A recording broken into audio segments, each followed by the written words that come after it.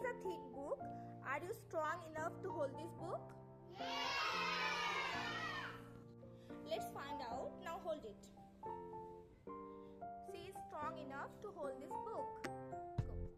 Do you think she is strong enough to hold these two thick books? Yes! Very good. Now clap for her. Yes! What is this? Can a piece of paper be strong? Can it hold a book's weight? No! Can you think of ways that can make it possible?